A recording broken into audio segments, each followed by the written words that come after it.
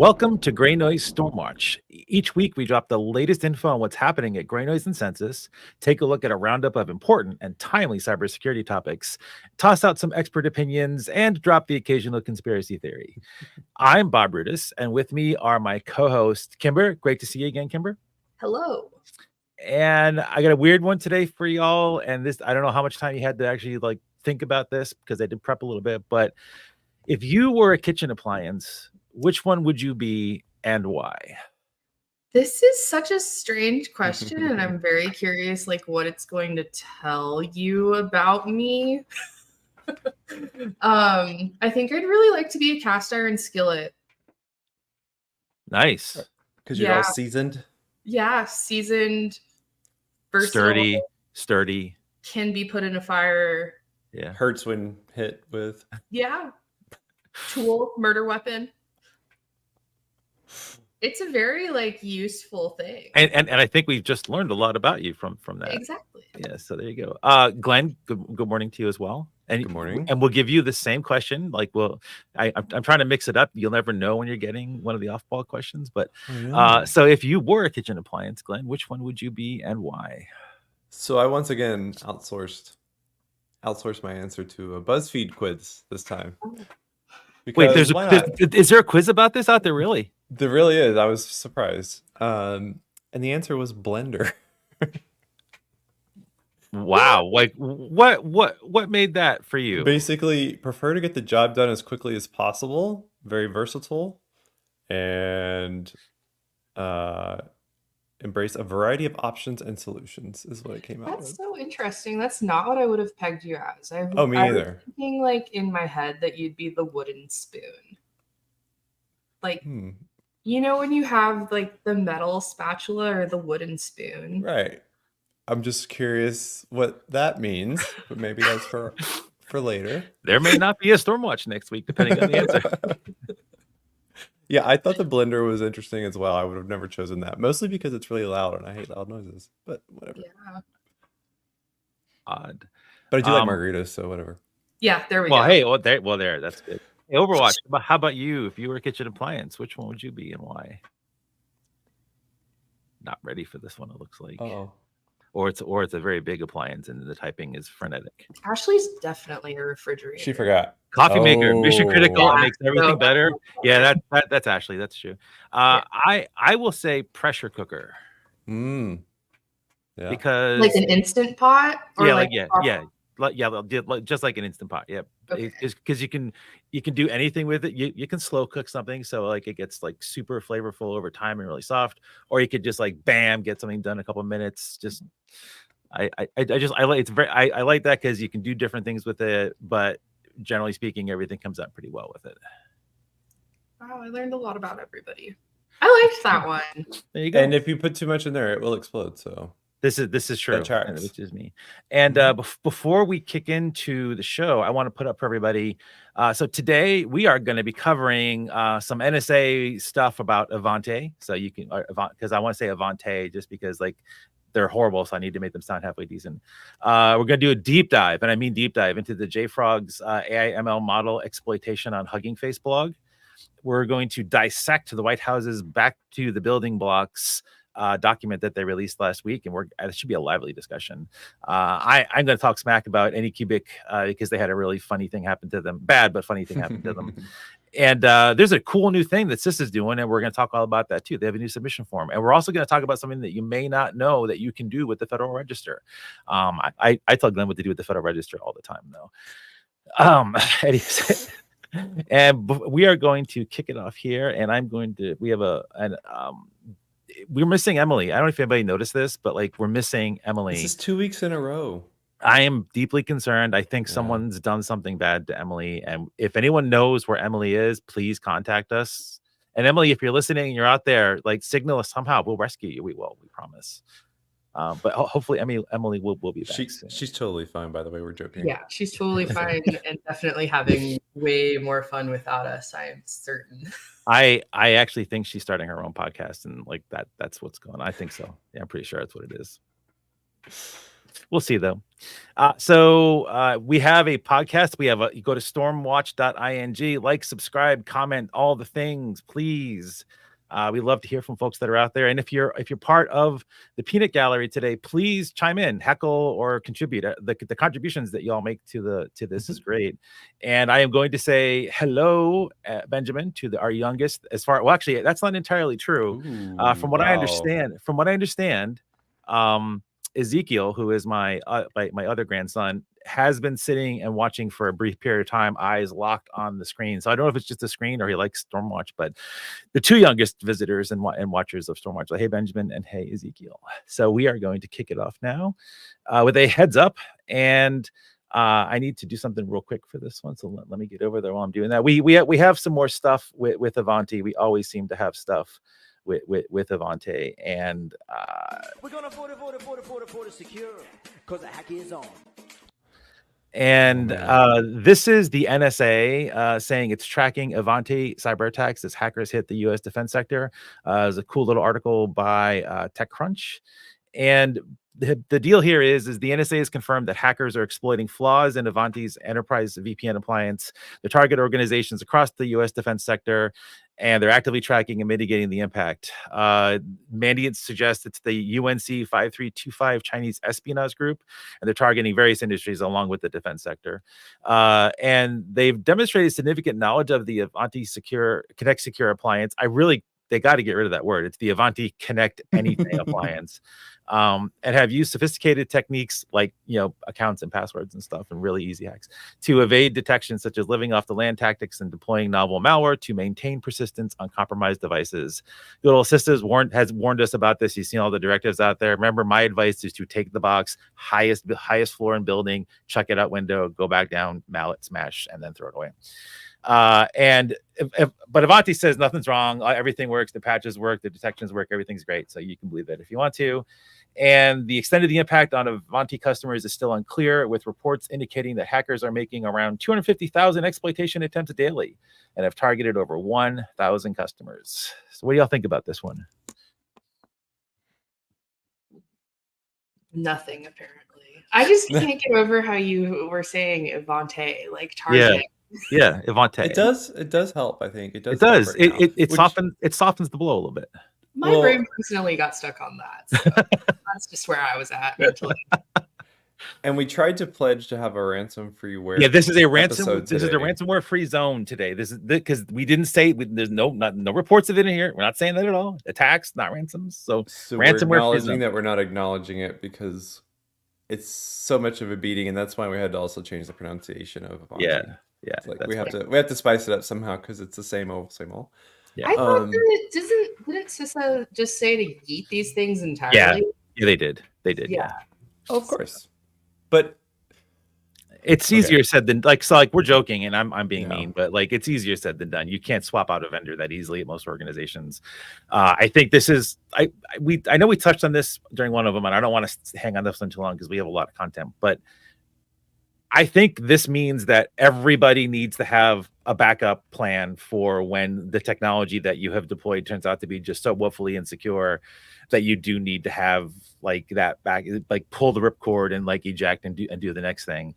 And I think that's more important for the remote access technology than anything else. So firewalls, routers, remote access, all those things. Curious, if you guys think that's something that people should be baking into their IT procurement plans now. Dang, does your IR contain a backup VPN? Yeah, that was some of the notes I had from this article, and we've talked about it before, and we've joked about yeeting and making sure that there's a yeeting clause in your response plan. But it does, organizations absolutely need to have either a plan for the kill switch or a plan for the failover to a different device or something. And I see it in two ways. One, organizations need to be able to quickly jump or disable a technology, especially anything that is, like you said, an ingress entry point into your network. On the flip side, vendors have to prioritize easy, fast, inline, active updating, not make, applying patches and stuff take the whole thing down for, 4 hours. And it needs to be a quick, easy process. I lost my train of thought. But no, so to hang on with that, so Justin, thank you, Justin, for this. Asked the question, isn't what you're saying? Yes, absolutely. CDR, but we're suggesting it isn't just, hey, have like a spare Avante box lying around, but like have a spare something else that isn't woefully insecure box around, which is expensive. Like super expensive. So, prioritizing, again, everyth's okay. Wait. No. Time out. It's super expensive. Isn't getting breached super expensive? Absolutely. But when you're the bean counter and you're doing these hypothetical at the time, which is when you're planning, right? Like we pay for shelfware essentially if we don't use it, or we can come up with a plan of we're going to have like instant downtime and eat the cost of being offline for an hour or 2 hours or something. I feel like most business continuity disaster recovery plans that I've had part in knowing about or helping form always just talked about like having that offsite backup, not necessarily like keeping things actually continuous. Like it's more about availability for BR BCDR plans. Yeah. So cool. All right. So but as we've seen, like this is quite important to be able to pivot off of those ingress technologies very quickly. And we've talked in the past about organizations that have chosen to just sever, literally pull out the wire cutters and sever the internet to their organization. Susie's still homeless, by the way, for that. She's still homeless. Maybe that's what happened to Emily. And and on the other side, it's keep the technology up, but try to watch it. But then again, we've talked about how these appliances are so specialized and locked down that you can't really do telemetry and monitoring very well on it. So like there's no right and wrong answer, and there's no good option. Actually, this is another good point by Justin. Like the organizations assume that they did diligence ahead of time to maybe, okay, they're not a horrible vendor, like they'll probably be around for a while, but you can't really assume that anymore. Like things will just go away. Like we've seen in the past 3 years, entire hosting companies go out of business like a day after a ransomware event because they had no backups or whatever. So like we don't think about what we would do if our vendor disappeared, and that's a really good point. It's not great that we don't have that as part of like the baked in plans.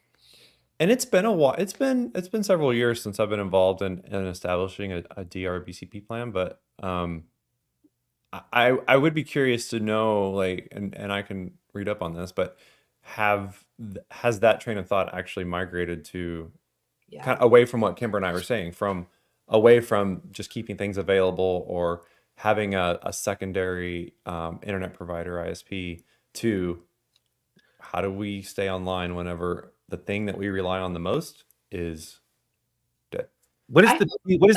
I'm sorry, Kimber. What does the P stand for in BCP? Plan. So you said plan. So that's what I thought. Just move on. On. Don't worry about it. Sorry about that, Kimber. No, it's fine. I'll drop my very important point I was about to make for you correcting Glenn's grammar. I hope it was worth it. Well, yesterday was National Grammar Day, so. Good. Right, we have stuck on Avante too long. So goodbye. I hope we never have to listen to them again. LOL. Yeah, I know. So our main primary topic today is a really great blog post by JFrog. They tend to do a really, really good job on the blog posts, especially when they're doing like a deep thing that they've done themselves, not just written something, but actually have done a full investigation or set up a full thing here. And I don't know if folks know this, but you will after this. You may have read the story already, but even if you didn't know it before then, it is entirely possible, and there have been many instances of malware being put into all these fancy AI models that we have now. And we're going to learn why that's a possibility today. And the JFrog folks did a really great deep dive into the presence of malware on something called Hugging Face. So if for folks that don't know what Hugging Face is, it is like the GitHub of things for all of the AI ML community. You can store data there, you can store models there. They have a full API, you the cloud stuff, you can pay. Like, it's pretty much like everything. But it's all centered around this. Lots of GPUs are behind everything there, and you can host all your code and your models up on there too. And a lot of people do that. And they did a bunch of digging and found that there were a lot. We'll get the number later of models that were like malicious in nature. And it's a really, really neat thing. And if you're wondering how, so actually, I'm pretty sure you both have read this. I just want to make sure, like, just initial reactions to reading the JFrog report, before we dig into it a little bit more from both of you.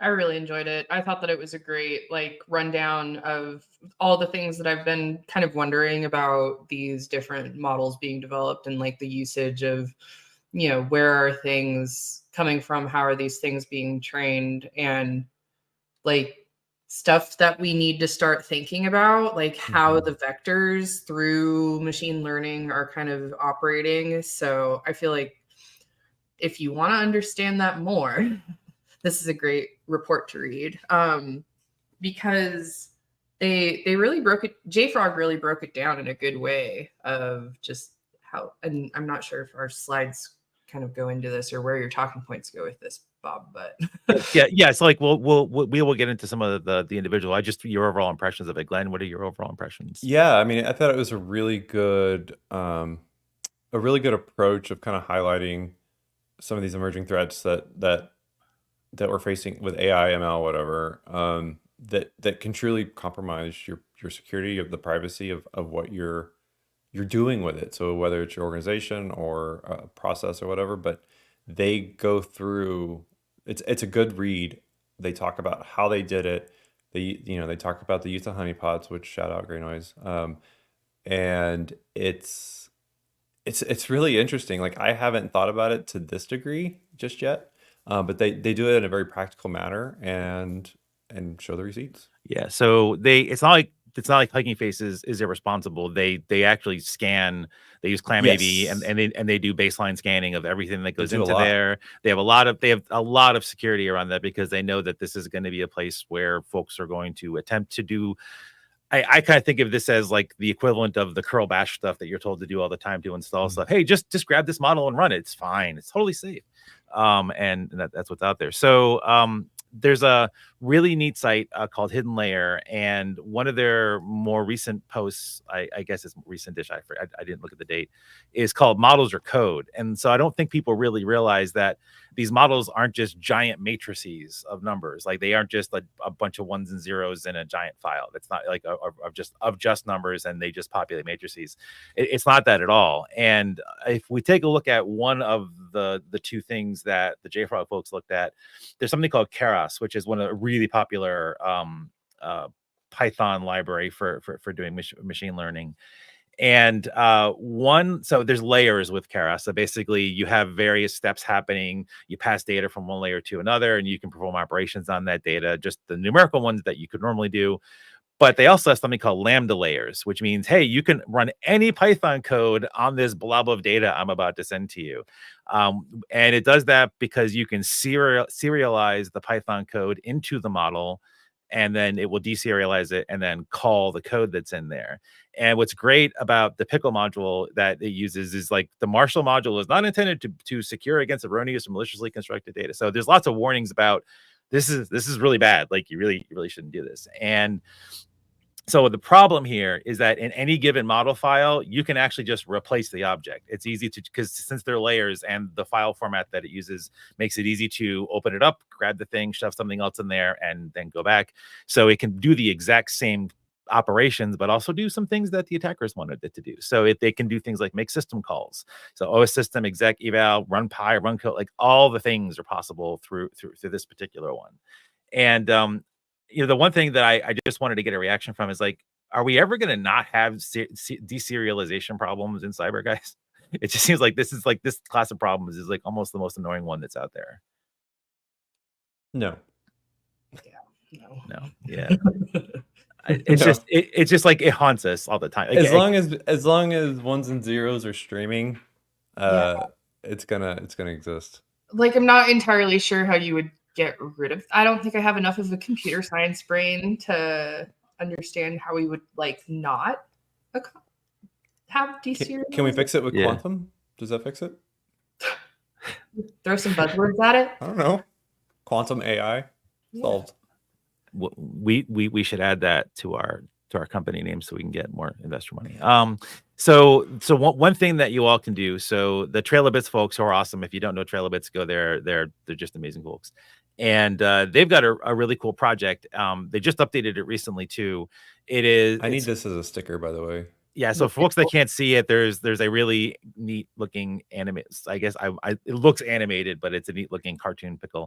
It's Pickle Rick, except crazy. And it's called Fickling, and this is a great thing to put in your toolbox for anything relating to this, but especially if you're doing any work with AI and ML at your organization and trying to keep that safe. There's a great blog post that we link to. We're not going to dive too deeply into this, but basically this is something that you can use with your organization to keep them a little bit safe, because everybody's experimenting with AI now. I don't know if any decent sized org that isn't doing it. So it's just kind of insane. And more than experimenting. Yeah, that's true. Or actually using it in real life. And so with TensorFlow, it's really they don't have that same like execution layer that the like you can't just run arbitrary Python code, but you can read and write arbitrary files in various steps in TensorFlow, which means and I have actually seen enough organizations running TensorFlow stuff as root, which means on that system, if you happen to sneak something into there, like a malicious model into there, or swap it out and have it run instantly the same thing, it can do things like overwrite normal stuff that you could then that might execute normally and like with root privileges, and be able to then do all the things on the systems as well too. So both of the two most popular ways of doing machine learning and AI right now are woefully insecure. There are ways of dealing with it, but they just don't have a whole lot of stuff right now.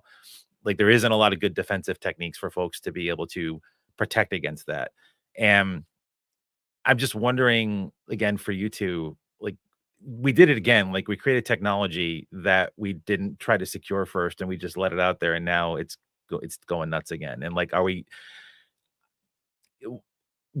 I guess my question for this one and for this section was going to be, or is now, how can we not do this next time? Like, how can we get in front of it next time so that the next cool thing that's going to be out there isn't just riddled with security from the beginning? Or is this just an impossible fight that I'm trying to fight?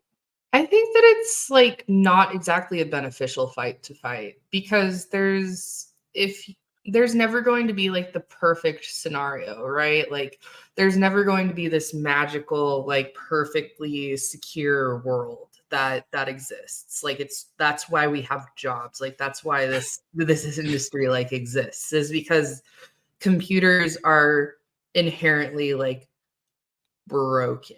They turn into weird machines. Like they turn in there's even things like bit flips that happen when things get too hot, right? Like that's why we cool data centers. Like it's all this engineering problem, right? Like there is no perfect situation here. So like that's the trade-off, is we have all of this innovation. We have all of this like very fast moving, like people are doing a lot with machine learning.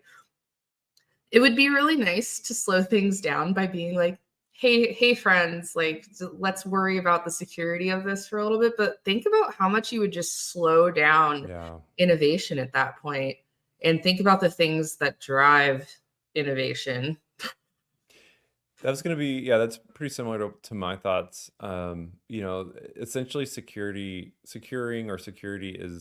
is like regulation. Like, when something is new and novel and being used and adopted by many organizations, people, that's what helps fuel the growth of it, the research into it, the novel use of it to make, to gain efficiencies in many ways. And so if in the ideal world, of course, everything would start with, is this secure? And then go to step 2 or 3.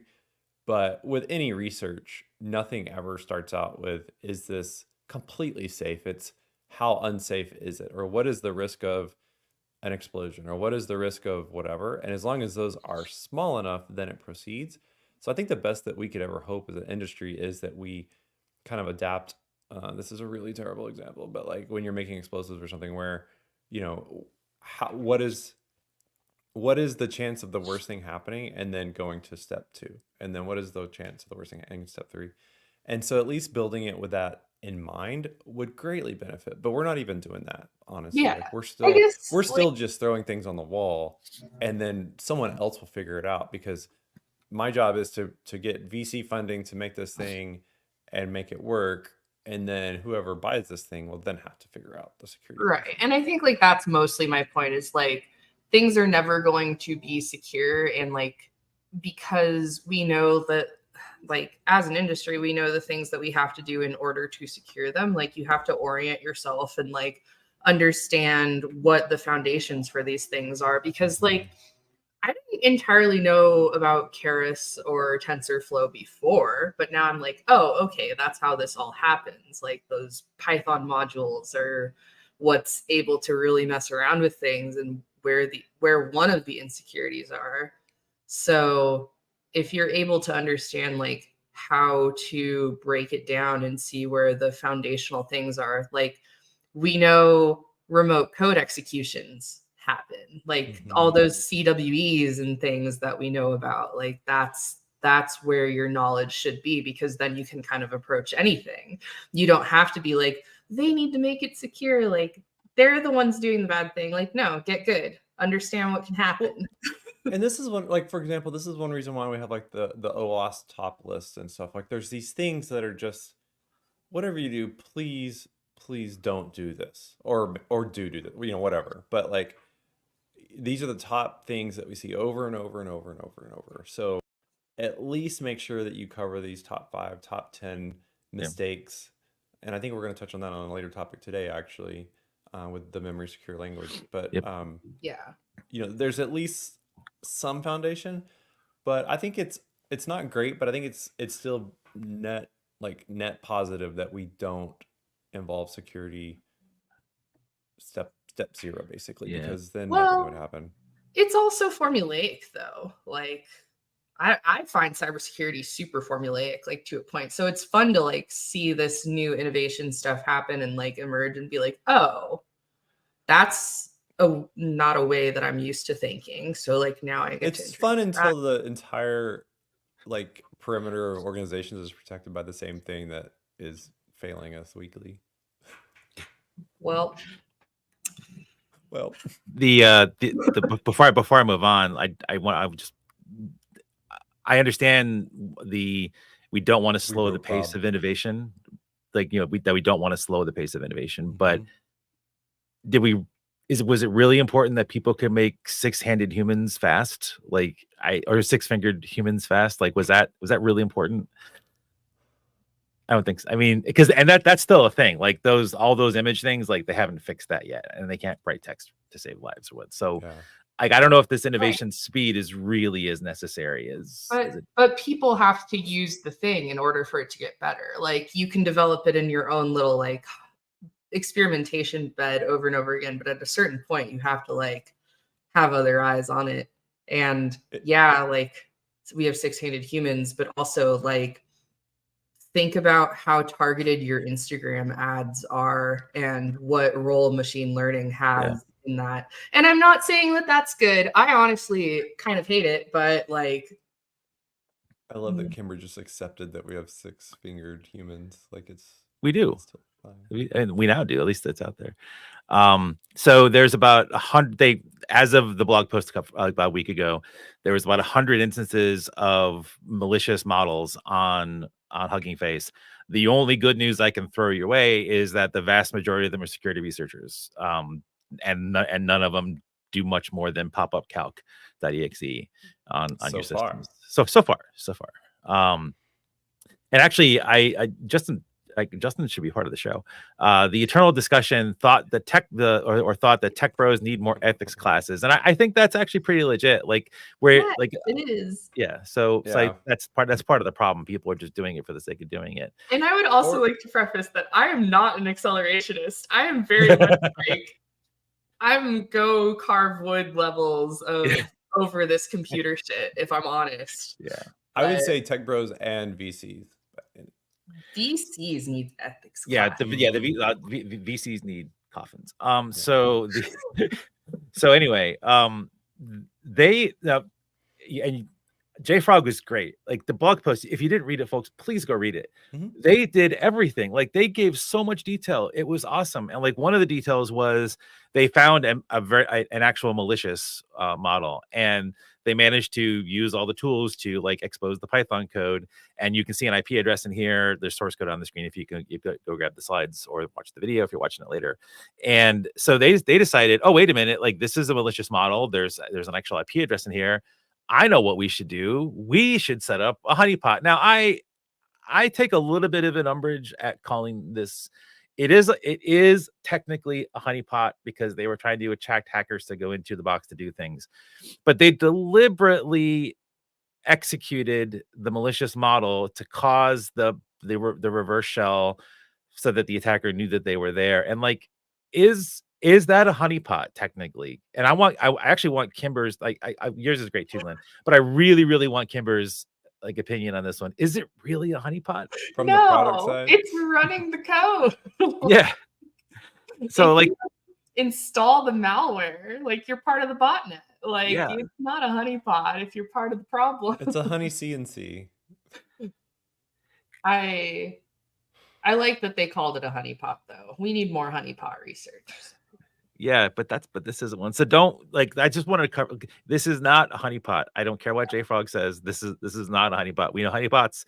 This is not a honeypot. It was cool that they did this though, and they actually didn't manage to get any further than a quick connect back to there and see what was going on because the attacker realized something bad was happening. I guess that they included some like fake databases and like oh, it was a good setup. Things. Agreed. Yeah, so I mean there was honey data.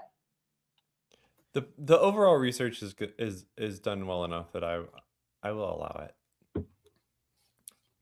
Glenn has spoken. We'll give a pass. Glenn has spoken. So the other thing they mentioned, and I'm surprised that we didn't mention this before. I don't know why this hasn't come up because they've been around for a while. There's a place called Hunter, HUNTR, because we have to remove as many vowels as possible, and they focus completely on AI and ML vulnerabilities. So not just CVEs, but just anything vulnerable or weaknesses related in those things. And they look at a bunch of different repos. So Hugging Face is not the only one. There's a lot more. They monitor 180.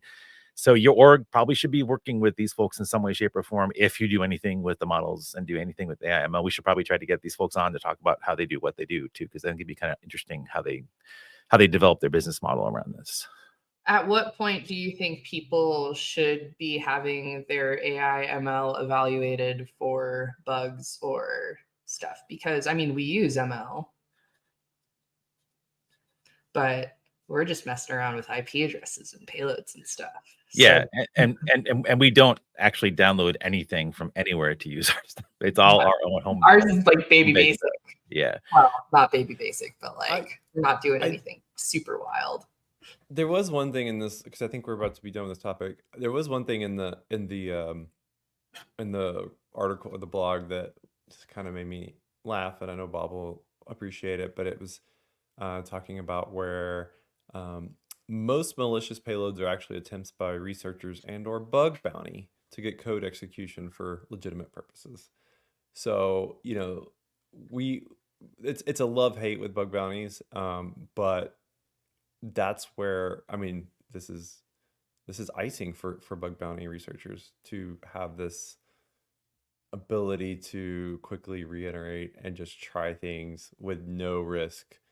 But I just thought it was funny that they pointed that out in their article.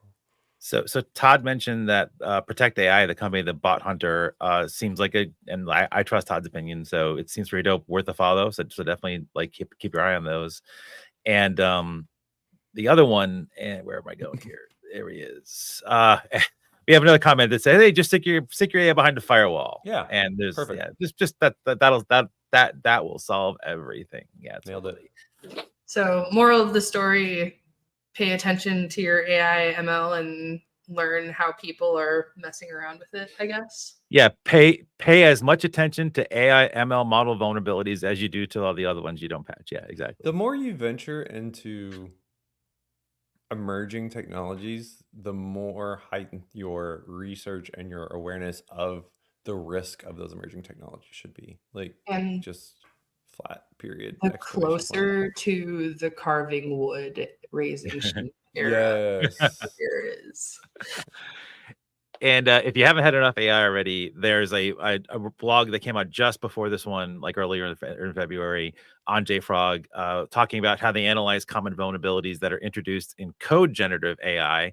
Another interesting article. We will not be covering it on Stormwatch, but I thought you might, if to hang around their site, if you go read it or hadn't read it yet. If you didn't see this one, go back and read it. It's also another good one. They do a great job. They explain things incredibly well. All right, so that's cool. That was fun. Vulnerabilities, hacking AI, We're going to get a bit wonky right now because we are cyber policy wonks to some degree. And y'all may be aware that in February, the Biden administration put forth their back to the building blocks, a path towards secure and measurable software. So I think we teased that this was something that was out there, and I didn't know if we were going to cover it or not, but we decided to cover it today. So let me do the TLDR for everybody before we dig into this and have a good old fight, because I think we're going to have a fight. So one of the things, there's a bunch of things that it does, like, declare. And one of them is that everyone should use memory safe programming languages. So that advocates for the adoption of memory safe languages to reduce vulnerabilities, which is backed by CISA's recommendations and industry analysis showing a significant reduction in security vulnerabilities when you use things like Rust and Go. We'll talk about that in a minute. Memory safe hardware. This one, like, I don't think any of us are going to argue on this one, but there are, and without reading it like verbatim, there are some very good baselines and very good techniques, and like also very good hardware that you can use that basically make memory safe hardware a thing, and you won't have the problems in the appliances that we have to put in industrial situations. So I think that one is, we probably won't be discussing that. And then there's the last one about formal methods, which they say we don't do this in software stuff. We don't use formal methods to prove software correctness or security, and like things like static analysis, model checkers, assertion-based testing to mitigate vulnerabilities. Like, some of that happens, but that is not a regular practice at most organizations that are out there. And then the final point was that we should address the software measurability problem. And so that section stresses the need for empirical cybersecurity quality metrics to realign incentives for long-term security investments. They highlight the challenges in developing such metrics and the importance of coordinated vulnerability disclosure, which is awesome. We love that, and CVE records. So the first thing I wanted to talk about is this memory safe thing. It's like Go and Rust are the two, poster childs for that. So what do you guys think? The recommendations for using memory safe languages, they're going to fix everything, right? I mean, back to the deserialization comment. I mean, awareness helps, I think, is where I'll leave. What do you mean? No, dig into that a little bit, please. What do you mean by that? So like making folks aware that there are better, safer languages in some respect than others. It says memory safe. It doesn't say memory safer. It says they say, they're memory safe language. No, the White House depends on everything else. It's basically just making the supply chain attack exist somewhere else. Like, it's going to exist. Like, there's no language that fully operates like an advanced function completely encapsulated without touching an old C language or something. Like, right. That's not entirely true, but yeah, to your point, At a certain point, Rust. Yeah, like, you dig deep enough, you're gonna find something from 1984 running. Yeah. Like Kimber, like memory safer. Like, hey, okay, I like it. Yeah. So yeah, safer. I like that because I don't know why not. That should work for the government. Okay, so I'm going to throw this out there. I think that portion of this document is setting us up for yet another Potemkin village in security. And I say that because Go harness C's prehistoric power. There's so, for folks that don't know Go very well, or they're new to it or whatever, there is an entire component of Go which is called CGo, which if you use that and enable that lets you call archaic, outdated, like woefully insecure C code and bring that into your code base. And for a lot of this Go code that's out there, like there's one module for Go that does SQL really, really well. There's one that uses SQLite 3, and it's in everything. Like, tons of stuff are using that, and the SQLite 3 is made with CGo. So if there's anything bad in there, you just lost your memory safety. So there you go. But we're covered because you just have to use Go, and we're all good. And for Rust, there's actually in the manual, hey, here's the way you do it, and you can just stick it in your Rust code. Like, put it right there in your Rust code, call C, and you're great. And what's interesting about this is there are Herculean battles or legendary battles in the Rustation community about I will not use a library that uses C. Like it is just like they will not like. So OpenSSL is anathema to a large number, and it's anathema anyway, but it's anathema to the folks in Rustland because it's not out there.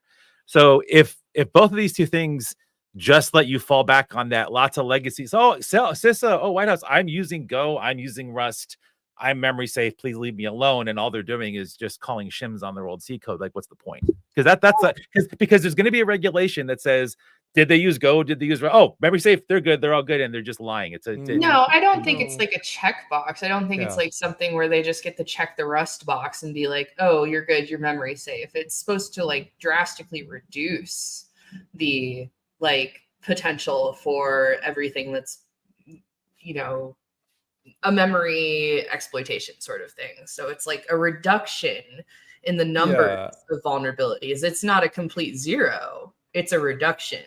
So and that's I think it'll like make things safer. I'm going to bring it back to that term because I really liked it. I love it. It's not going to make things 100% safe, right? I mean, I think the purpose of the document or the report is really about just promoting the adoption of again memory safe, but we're now going with memory safer languages. So I think it's helpful. I don't think it's not a decree. It's not a end all be all, but I do think if you have this general awareness and then you get an SBOM and then you see certain things that maybe trigger something in the back of your memory that's like, was that listed on the memory safe bulletin? And you kind of think through it, like it might help some. It's something. But also, random thought, it's really weird that in this notice it jumps to talking about Apollo 13 for no reason, by the way. So it was a weird yeah, the whole document was written by a set of, I think it was written by 5 people. And yeah, it was written by a set of very interesting people. The language used in it was really interesting. Yeah. But yeah, it took a turn to Apollo 13, and then I actually got more interested thinking, oh, how are they going to tie this in? And they didn't. They never did. Yeah. So I'm going to jump to the end of the document, and I will read this one because this one got my I was hug mad about this one. So one potential derivative response rate shows the rate of change of the cybersecurity quality metric. This type of derived metric would offer deeper insights into the software security profile. For instance, a rapid response rate to emerging vulnerabilities would indicate a proactive and trustworthy software vendor like Ivanti, like Microsoft. As long as they keep responding to the CVEs really fast, that means they're a really good, responsive, secure vendor. We should be able to use them, right?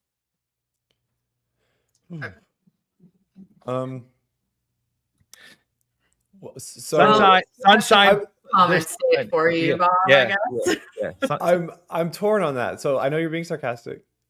There's a little bit of truth there. Like if the company's responding quickly, that is something. Right. But if they're responding quickly to the same thing over and over and over without fixing the root issue, then all bets are off. Yeah, there's a lot of nuance in that. And the wording of all of this kind of dances around that. But like, what's the alternative? Like not being responsive. So then to me, somebody who's not responsive is a inherently like less reliable and less trustworthy vendor. Because if I have a bug in something and nobody ever like fixes it, then there was like a 3-week wait for one of the Ivanti patches, right, or something. So I would not consider that rapid. Yeah. So the section previous to this, and maybe we'll talk about this. I just want to drop. I want to throw it out there. Maybe a quick comment back. This is the topic that gets us fired up the most. It is. So the previous section talked about open source software. This is actually this comment here was sort of aimed at the open source libraries versus the vendors that are out there. It does apply to everything, but it was really said in that vein and context. Who's paying the folks that are making all these wonderful open source libraries? I mean, I'm an open source developer too. Who's paying us to be attentive to this garbage? Like, because I'm not getting paid to do any of my open source work. Yeah. So you're going to wait until you have time to patch your open source software, which makes it inherently less secure.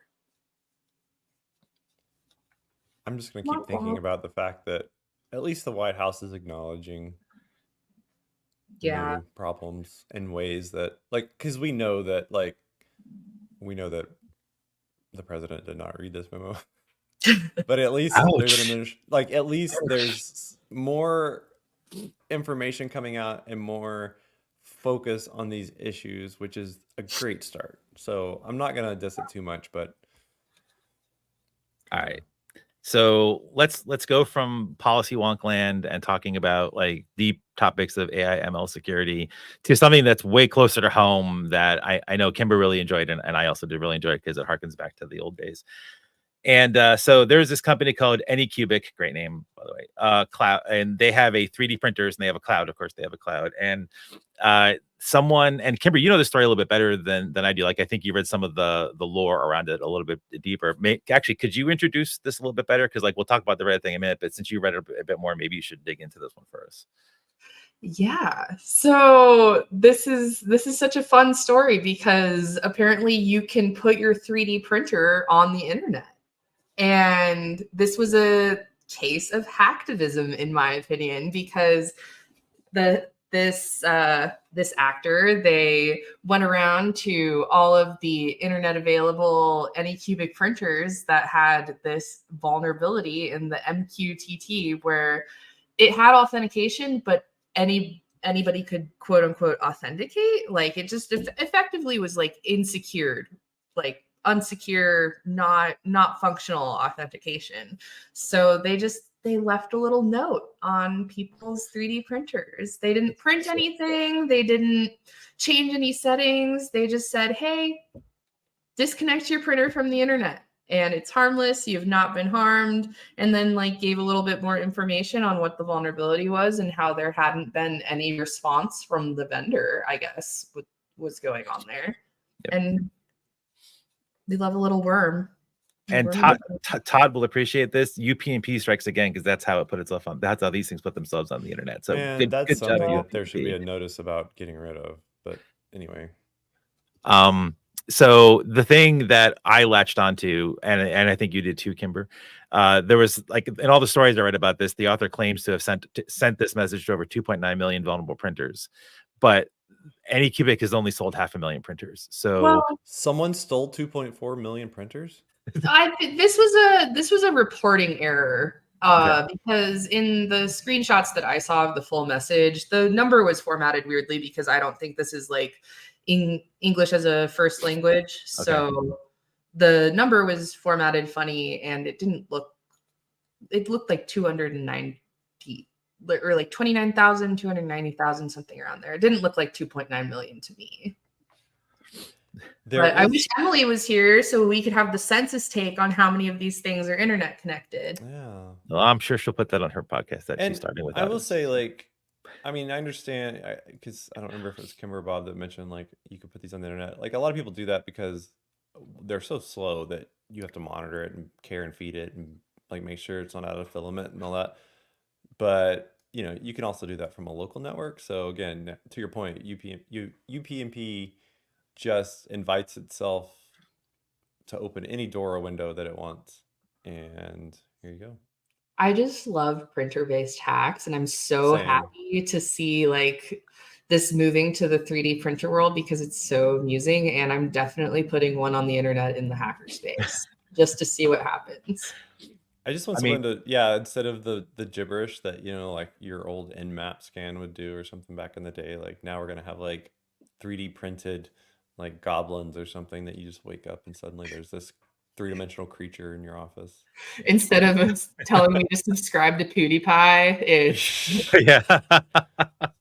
Oh man. So we are not going to talk about the slide that's up here. I just wanted to put it up. If we had time, I was going to talk about it, but we don't. There's a link to the actual component that that's on the screen. Somebody got one of these printers, like a person that does this for a living, like reviews stuff and does 3D printing, whatever. Got one handed to them, and from here, and it's the security of these things is not even like the MQT is the least of the problems with this. It apparently is just riddled with all sorts of terrible things. It's a good read just because it's a good rant of someone who isn't a security person slamming all the security problems with this particular printer and the software that goes along with it. And I also got to, I have up on the screen now the response. How do we plan to solve this? We have undertaken the following measures 2+ months after someone told us about it, and only doing it because they shamed us into doing it. They strengthened the security verification steps of the cloud server, no details. Strengthened the authorization permission management of the cloud server, no details. Currently improving the security verification on firmware. There's firmware out today if you want to install it, if you have one of these printers. And they really haven't done anything else so they haven't done network segmentation, and they aren't conducting audits of anything with the MQTT server. And there's a secondary way of causing problems with these printers is that you could just hack the cloud, which I also think happened. And you can, the way some of these printers work is you can upload a file to them and then they'll send it to your printer, because why would you need to do that? But that's a thing. And that's one way that there's woefully insecure stuff everywhere. They did a terrible response to this thing. And now we have like meat space things being impacted by cyber stuff. It's great. It's just great. Also, there's no way that it's just this printer that is vulnerable in this way. I think it's probably just the printer that is connected to the internet the easiest, is my guess. Absolutely. Tool time. Wait, we have a Justin says, can't wait to see what OpenVAS testing does to it. Woof. Maybe we should cover OpenVAS one of these times. And Filament's not cheap either. So like, doing this can actually cost you. So we don't have to talk a lot about risk map, but I wanted to put this up there because we had a bunch. We review the links that for every show ahead of time, and there was a few from risk map that I had tossed into there, and I realized we never covered it before. You'll know what it does the minute you get there, riskmap.com, and you could look at a geo view or a list view. I have a list view up next. So what they do is they monitor all things. It isn't just cyber, so you'll have to whittle it down to cyber if you want to just see cyber stuff. But you can look at everything that's going on in the globe. And the view I have up now is just a list view of things. I've filtered it down to all of the cyber keywords. There's multiple cyber keywords that they have on there. They link to the stories that are on the internet. So if you want a place that's trying to rise the wheat from the chaff, this is actually a pretty good site to go on. And it's kind of fun to look at the global view. You can see the conflicts going on outside of cyber. It's just really neat. So go there and do that. I just wanted to breeze through that because we're running out of time, as we always are. So back to shameless self-promotion. I will pretend to be Emily right now and do the census segment again. Last week, right after the show, they did a great blog on ConnectWise. For folks that don't know, ConnectWise is woefully insecure, and they did scanning. There's a bunch of them on the internet. They do a great deep dive on what that was, but they also show the steady decline in these being on the internet. And that's one thing that Todd and I used to try to do at our former gig that we both worked at together, which is show that some things are getting better over time. It's very slowly. We will both be dead before everything is actually, safe or safer or almost gone. But every year, every month, it does look like we're making progress in removing things from the internet. So this actually blog post gave me a little bit of hope that we are making progress, even though it requires damages to actually make the progress. And Glenn, I think you wanted to talk about what we're reading. Yeah, just a little teaser for the February post for what we're reading, which is what folks at Greeners are reading. It is kind of all over the place. It could be technical, it could be romance, it could be thriller. It's really all over the place. Yeah, so it's just a fun thing that we're doing and sharing with the community. Very cool. And Kimber, a friend of ours, wrote a pretty cool blog this week about a project he does. Yeah, I think I'm just so enamored with Remy's research on BLE and just various Bluetooth shenanigans. So this is part 1 of Remy exploring and surveying and how to even start doing that in the Bluetooth world, because there's a lot of people who do war driving and surveying for wireless networks, but this also being extremely timely with oh my god, my brain just went blank. Oh, the Bluetooth toothbrush, Wi-Fi toothbrush situation. So if you've ever wondered a bit about how we can even start surveying Bluetooth devices, which is how, when that story broke right away, Remy dove into it. We lost him for half a day, and then he's like, "That's not true. It's not possible." No. and it's authoritative. Like Remy knows this. No, I have thoroughly lost my partner Liz Anning to them trying to discover this Wi-Fi toothbrush botnet situation. They have disappeared for 2 weeks now. Man. But the Bluetooth toothbrush botnet is indeed happening, and it's scary. Cool. And we have one more. Oh wait, apparently it's gonna work soon. So. And Howdy on our team did a great follow-up blog to the tag series that we did in January. A really great breakdown of the anatomy of a tag, showing how we do tag. It's a phenomenal post. You should read this instead of anything that I wrote or said in January. Howdy did just a fantastic job with this. And if you want to know more, and you haven't looked at that stuff, this is where you go. Don't do any of my stuff, because Howdy did a great job. We have a lot of tags. Again, the team just continues to amaze with this. And one of the ones that I think Ron cranked out yesterday was for the JetBrains Team City debacle. And we are not getting into that. We are not getting. Oh, wait, hold on. We have some breaking news. Apparently Facebook is down and Instagram is down. So something's wrong with the Facebooks. Could happen to a better company. Hey Bob, I think this slide is for this is not yesterday's. That is not. Did I click too long? That is not yesterday's. It's okay. Sorry, this is an old. I'm sorry, this is an older one. But related, we do there's the JetBrains vuln from yesterday, or Team City JetBrain, and we got the tag out yesterday, and it's already seeing activity. So yeah, not surprising.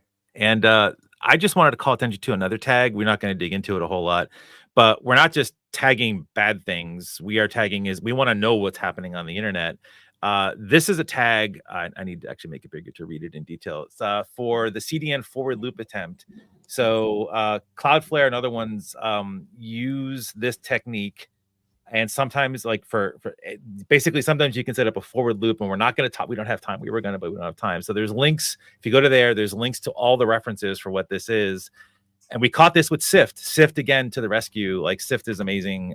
We found this that way. It's just really neat. I made this tag. You did?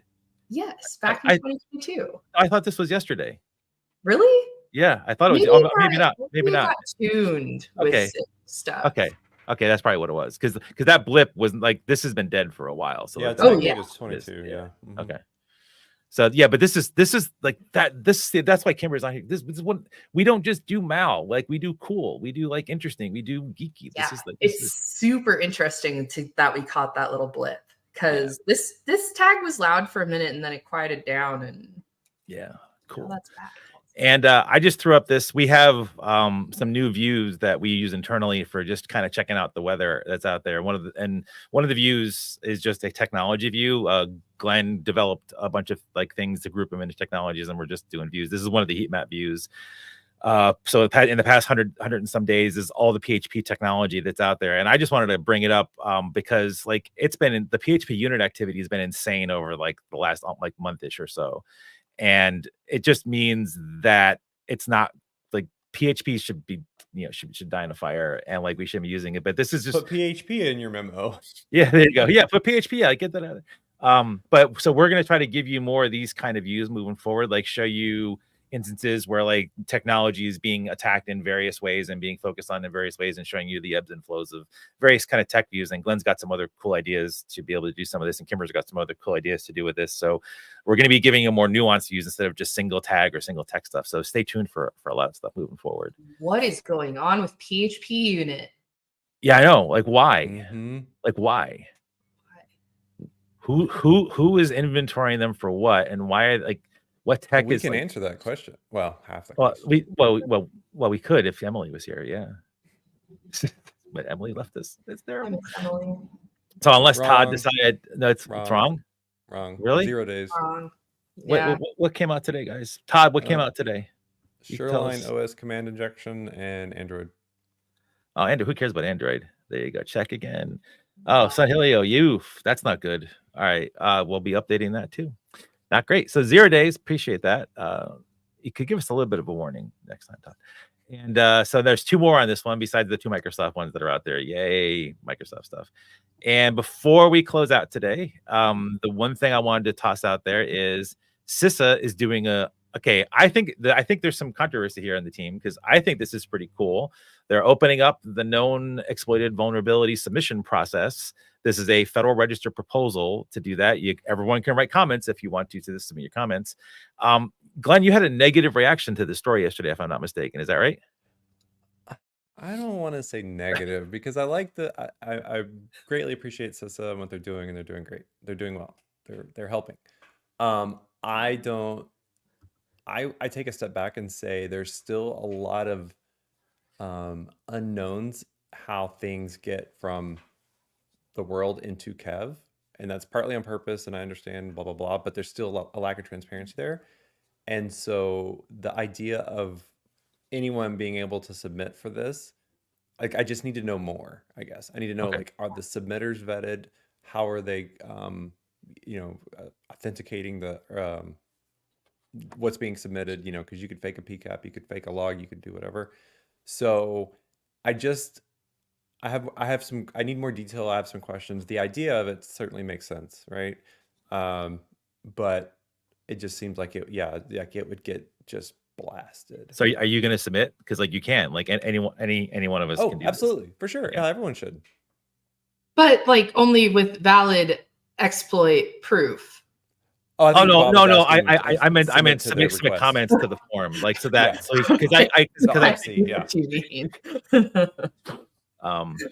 yeah. So Kimber, like I didn't yesterday when we were going through this and talking about this, like, you didn't seem to have any reaction to this. I'm curious what you think about that. No, I think I ultimately like agree with Glenn. Is like I think what really matters is not necessarily like where the exploitation is happening, but I think knowing the standards for what CISA considers actively exploited, because right now, like, the assumption is like, oh, we've seen it happening on like government reported or something like that. I think is kind of the widespread assumption, but like, where's the line? Is it like the exploit succeeded, like it failed, data was lost, data was touched? Like, I want more details there, but I like that they're opening it up because that shows a bit more, I don't know, like that whole message of like we're being a collaborative like security defense, like the whole collaboration, right? That's the deal. Yeah, I mean, for example, well, we don't want that one. Sorry guys, we don't want that one. For example, technically with gray noise, like with our malicious tags, because of the way we process this data, like those are known exploited. So can we just ship a feed to Kev? Like, but then that was, that's our business, whatever. But so it's just some questions about that. But absolutely, any organization should be able to submit to say like, this got me. Hopefully it can help someone else not get it. So. Yeah, because more important than declaring something malicious is being able to distinctly, like, defiantly say, like, here's why it is malicious, and like, that's more important to me, I guess. So, I love the spirit of it. Let's see how it unfolds. Yeah, and the thing I would like to see it grow into is not only like, yes, we saw it, but like everyone submitting that we saw it. So we have, and what industry, and we get threat event frequency, and we get industry start. Like this could be the start of something like really stupid cool. So like I'm hoping it has wild success. Before we get to the last question, it'll be good. The one thing I wanted to tell folks, I felt daft for not knowing this before. You can set up a bunch of keywords in the Federal Register and have it added to your RSS feed. So I've got a bunch set up for like CISA, for cyber, for a bunch of other ones. So whenever there's any new stuff in the Federal Register that is to those interests, you can get notified of that without having to read everything every day because it comes out a lot. All right. So as we close, I will start with Glenn. If you could have an unlimited supply of one thing for the rest of your life, but it's not money. Anything related to money, like not like no coin, like I was gonna say gold. Nope, nothing like that. What would it be? Probably just like delicious tacos because I'm obsessed. You are obsessive. You are obsessed with tacos. So if I just had like a conveyor belt of tacos just all the time, that'd be great. Cool. Kimber. I also went food directed, and I said coffee, just like an unlimited supply of coffee would be really nice. How about Overwatch? Unlimited supply lessens the value of that's a good point of a particular thing. That's true. Philosophical about it. That's pretty cool. So for me, it would be kombucha. I would take an unlimited supply of kombucha. Interesting. I'm fairly addicted to kombucha, so wow, very cool. Well, thank you both for a wildly cool discussion today for a bunch of different diverse topics. Thank you for also not doing any ransomware talk today. I really appreciate that. Thanks for everyone for the comments and joining in. Like I said, you all make this better by joining in. You're a very insightful community out there.